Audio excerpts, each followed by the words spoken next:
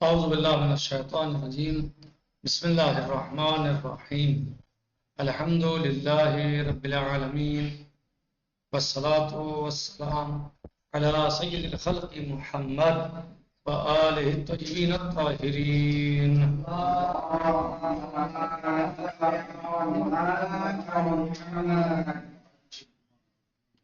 ہمارا درس مستقل پروردگار عالم اللہ عز و جل کی عدالت کے سلسلے میں جاری و ساری ہے، اور ہماری بحث اسی سلسلے میں مستقل چل رہی ہے۔ بعض چیزوں کو ہم نے قدر ممکن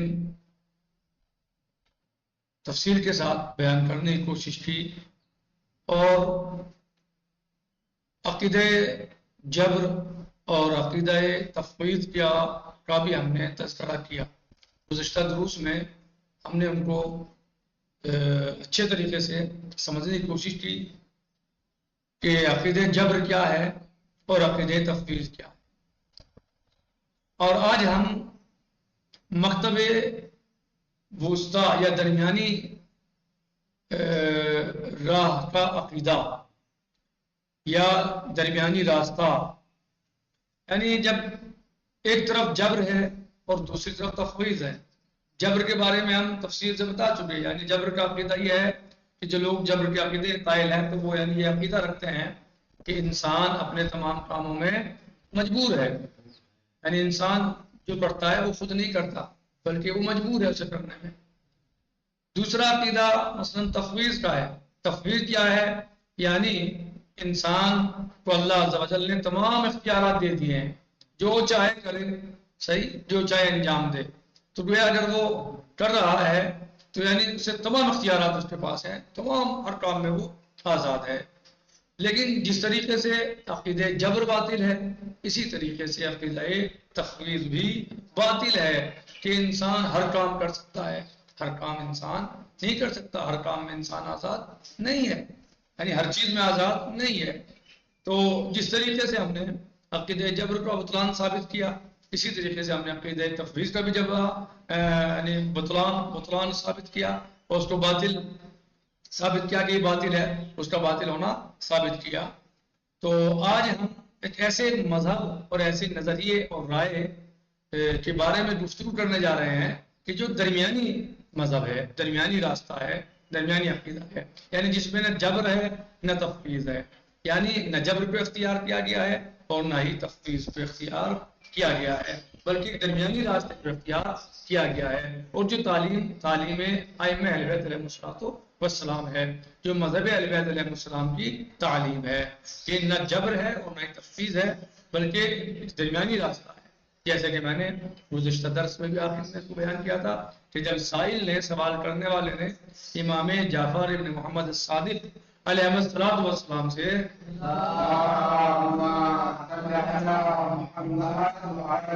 پوچھا یا رسول اللہ پوچھا جبر و تفویض کے بارے میں معلوم کیا، امام علیہ السلام نے اس کا جواب دیا کہ لا جبر ولا تفویض ولکن الامر بین الامرین۔ امام نے وضاحت کے ساتھ جواب دیا، کلیئر، واضح، صاف طور پر کہ نہ جبر ہے نہ تفویض ہے، امر جو ہے بین الامرین ہے، یعنی درمیانی راستہ، یعنی نہ ہر چیز میں انسان مجبور ہے اور نہ ہر کام میں انسان آزاد ہے، بلکہ بعض امور میں مجبور ہے اور بعض امور میں آزاد ہے۔ یعنی یہ راستہ جو درمیانی راستہ ہے، درمیانی عقیدہ ہے، جو مذہب اہل بیت علیہ السلام کا عقیدہ ہے۔ کہہ رہے ہیں کہ اس بحث میں انتہائی قابل غور بات ہے، اور ہمیں تصور ہرگز نہیں کرنا چاہیے کہ مذکورہ بالا دو باتیں متضاد ہیں۔ اس بات میں گہری فکر کی ضرورت ہے کہ ہم نہ صرف خدا کی عدالت کو مکمل طور پر تسلیم کریں اور لوگوں کے لیے آزادی اور ذمہ داری کے قائل ہوں، بلکہ اس کی توحید و وحدانیت بلکہ اس کی توحید و وحدانیت اور تمام جہان پر اس کی حاکمیت کو بھی صرف دل سے قبول کریں۔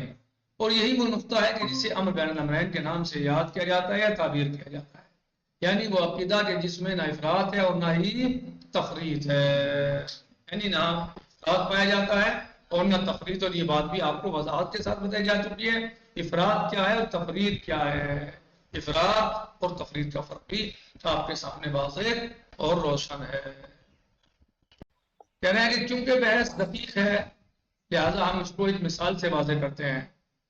فرض کیجئے کہ آپ ایک ایسی ٹرین میں سفر کر رہے ہیں کہ جس کا انجن بجلی سے چلتا ہے. اس ٹرین کے ڈرائیور بھی آپ ہیں. ایک بہت ہی طاقتور تار جو کہ تمام راستے میں لائن کے اوپر لگی ہوئی ہے سے انجن کی چھت پر لگا ہوا مخصوص پنجرا ملا ہوا ہے. یعنی جب آپ ٹرین کا سفر کرتے ہیں تو دیکھتے ہیں آپ کہ ڈرائیور جو ہے اپنی جگہ پر بیٹھا ہوا ہے اور پوری لائن کے اوپر جو پٹری ہے ٹرین کی پٹری ہے اس کے اوپر ایک لائن کھینچی ہوئی ہے لائٹ کے تاروں کی. لائٹ کے تار وہاں پر موجود ہیں اور ان تاروں سے ایک جو ہے وہ ایک پنجرا نما جو ہے وہ اوپر ٹچ ہو رہا ہے جس کے ذریعے سے جو ہے وہ لائٹ تاروں سے انجن میں پہنچ رہی ہے. بھلے اور اس کے ذریعے بجلی تاروں سے انجن میں منتقل ہو کر اس کی حرکت کا باعث بن رہی ہے. ٹرین کی حرکت کا باعث بن رہی ہے. اگر ایک لہجے کے لیے بھی بجلی کی منتقلی منقطع ہو جائے یعنی بجلی کا آنا منقطع ہو جائے ختم ہو جائے تو گاڑی رک جائے گی. چاہے آپ اتنے اچھے ڈرائیور ہوں چاہے آپ کتنے اختیارات رکھتے ہوں چاہے آپ کتنے ہی مضبوط ہوں لیکن اگر لائٹ آنا بند ہوگی اس کے اندر تو پھر آپ ٹرین نہیں چلا سکتے. ٹرین رک جائے گی. بلا شک آپ آزاد ہیں کہ راستے ہیں. بلا شک آپ آزاد ہیں کہ راستے ہیں جہاں پر آپ چاہیں گاڑی کو روک سکتے ہیں اسے آہستہ تیز کر سکتے ہیں. یعنی اس میں کوئی شک و شبہ نہیں. جب آپ ڈرائیور ہیں آپ ٹرین چلا رہے ہیں اور ٹرین آپ کے ہاتھوں میں ہے آپ ڈرائیور ہیں اس کے تو آپ کو اختیار ہے. جہاں چاہے تیز کیجئے جہاں چاہے آہستہ کیجئے جہاں چاہے روکیے جہاں چاہے چلائیے آپ کو اختیار ہے. لیکن اگر لائٹ کٹ گئی جو وہاں پر پاور روم میں بیٹھا ہوا ہے مین جو آپ کو لائٹ دے رہا ہے اگر اسے لائٹ کاٹ دی تو اب کیا یہ آپ کے اختیارات کام آنے والے ہیں؟ آپ کچھ کر سکتے ہیں ان اختیارات سے؟ کچھ نہیں کر سکتے. آپ اسی وقت کر سکتے ہیں ان اختیارات کو استعمال. آپ ٹرین کو اسی وقت چلا سکتے ہیں اسی وقت روک سکتے ہیں اسی وقت تیز کر سکتے ہیں اسی وقت آہستہ کر سکتے ہیں جب آپ کو لائٹ بقدر ضرورت مل رہی ہو. لیکن اگر آپ کی ٹرین کی لائٹ کٹ گئی ختم ہو گئی سلسلہ اس کا منقطع ہو گیا تو آپ چاہے جتنے اچھے ڈرائیور ہوں چاہے آپ جتنے اچھے چلانے والے ہوں چاہے جتنے آپ کے پاس اختیارات ہوں آپ ٹرین کو چلا نہیں سکتے ٹرین کو روک نہیں سکتے. ٹرین کو یعنی بھائی مانا کہ آپ روک رہے ہیں ٹرین کو ہلکا جاتے کچھ نہیں آپ کر سکتے کیونکہ جو آپ کو پاور کے ذریعے ٹرین چل رہی تھی وہ پاور ہی منقطع ہو گئی ہے تو آپ کو کوئی پاور لہذا اس وقت نہیں ہے. یعنی بلا شک آپ آزاد ہیں کہ راستے ہیں جہاں پر آپ چاہیں گاڑی تو روک سکتے ہیں اسے آہستہ میں تیز کر سکتے ہیں. لیکن اس تمام آزادی کے باوجود وہ شخص جو بجلی کے مرکز پاور اسٹیشن میں بیٹھا ہوا ہے جب چاہے بجلی کو بند کر کے آپ کی ٹرین کو روک سکتا ہے کیونکہ آپ کی حرکت بجلی کی مرہون منت ہے اور اس کی چابی مرکز میں بیٹھے ہوئے شخص کے ہاتھ میں ہے. لہذا اب آپ کی کوئی طاقت کام آنے والی نہیں ہے جب تک کہ لائٹ آپ کی ٹرین کو انجن کو نہ مل جائے. جب آپ اس مثال میں غور کریں گے تو واضح ہو جائے گا کہ وہ تمام تر آزادی اختیار اور ذمہ داری کے باوجود کسی اور کے قبضے میں ہے اور یہ دونوں باتیں ایک دوسرے کے منافی نہیں ہیں. بات واضح ہوئی؟ تو ہم اس مثال سے یعنی یہی سمجھ سکتے ہیں جو ہماری یعنی گفتگو چل رہی ہے کہ نہ جبر ہے اور نہ تفویض ہے یعنی امر بین الامرین ہے. مثال دی مثلا ٹرین آپ سفر کرتے ہیں آپ دیکھتے ہیں کہ پٹریوں پر ٹرینیں دوڑ رہی ہیں ٹرینیں چل رہی ہیں اور انہوں نے اس میں اسی ٹرین ہی کی مثال دی ہے کہ آپ دیکھتے ہیں کہ ڈرائیور بیٹھا ہوا ہے اپنی جگہ پر ٹرین چلا رہا ہے گاڑی چلا رہا ہے اس کو پورا اختیار ہے جہاں چاہے ٹرین کو چلائے جہاں چاہے ٹرین کو حرکت دے جہاں چاہے ٹرین کو روک دے صحیح جہاں چاہے ٹرین کو آہستہ کرے جہاں چاہے ٹرین کو تیز کرے. لیکن یہ آپ اس کے ساتھ ساتھ دیکھتے ہیں کہ اس ٹرین کے اندر ایک سلسلہ ہے کہ جو اس لائن کے ذریعے آ رہا ہے جو پٹری کے اوپر ٹرین کے اوپر جو ہے لائن کھینچی ہوئی ہے لائٹ کی اور اس سے انجن کا کوئی حصہ یعنی کوئی چیز پنجرا وغیرہ اس تک ٹچ ہوتا ہے جو ادھر انجن میں ٹچ ہے ادھر لائن سے ٹچ ہے یعنی لائٹ کی لائن میں ٹچ ہے تو وہ سلسلہ جس کے ذریعے سے یعنی لائٹ ٹرین کے انجن تک منتقل ہو رہی ہے، اور یہ لائن جو آ رہی ہے اس کو کنٹرول کرنے والا کوئی انسان کہیں پاور اسٹیشن میں بیٹھا ہوا ہے جو اس کو لائٹ دے رہا ہے. تو یہ ٹرین ڈرائیور اپنی ٹرین کو جہاں چاہے چلاتا ہے، جہاں چاہے روک دیتا ہے، جب چاہے تیز کر لیتا ہے، جب چاہے ہلکا کرنے سے تیار ہے. لیکن اگر یہ لائٹ کٹ جائے، پاور اسٹیشن میں بیٹھا ہوا وہ ماسٹر یا وہ انسان جو چلا رہا ہے لائٹ دے رہا ہے، اگر وہ لائٹ کاٹ دے تو کیا پھر اس ڈرائیور پہ اختیار رہے گا؟ اب تک تو مختار تھا یہ، لیکن اب جہاں چلے گیا اختیار اس کا. اس کا مطلب یہ ہے کہ اس سے پہلے مختار تھا، مجبور ہو گیا.